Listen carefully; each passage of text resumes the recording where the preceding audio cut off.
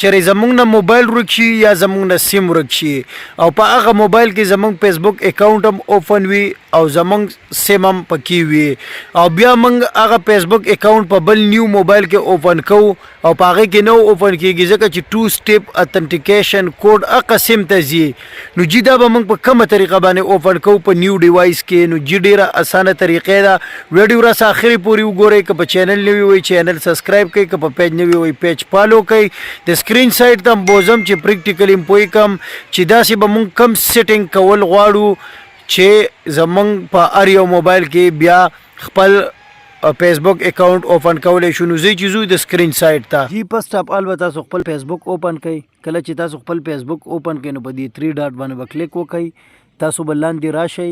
تاسو ته به لیکلي سیټینګ اینډ پرایویسي کلیک پکړئ بیا به تاسو په سیټینګ کې کلیک وکړئ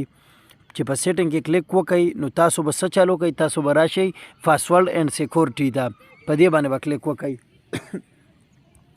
بیا به تاسو جی لږ لاندې راشئ تاسو ته به لیکلي یوز ټو فیکټر اتنټیکیشن په دې باندې به تاسو کلیک وکړئ نو چې کله تاسو په دې باندې کلیک وکړئ نو تاسو ته به بیا سمپل لیکلي ریکوري کوډ په دې باندې به تاسو کلیک وکړئ تاسو ته به لاندې لیکلي شو کوډ نو تاسو به په دې شو کوډ باندې کلیک وکړئ نو جی تاسو ته به دغه خپل قسم دا کوډونه به تاسو ته راشي که نه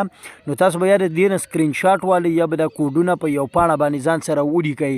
نو دا کوډونه به بیرته ستاسو په کار راځي نو که تاسو چېرې بیا په بل اکاونټ کې دغه په بل نیو ډیوایس کې تاسو خپل اکاونټ اوپن کوئ نو ستاسو نه چې کم ټایم کې دغه وغواړي 2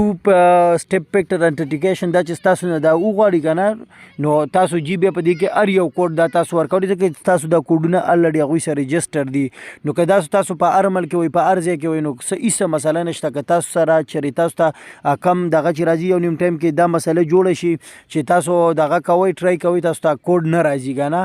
اوم نو څه مسله نشته تاسو دا کوډونه ځان سره سیو کوئ نو دا کوډونه تاسو ورکوئ نو اټومیټیکلی بس تاسو اکاونټ اوپن کېږي که ویډیو مو خوښه شو خپل ملګرو سره شیر کړئ انشاءالله ملاویږو په بله ویډیو کې د الله په امان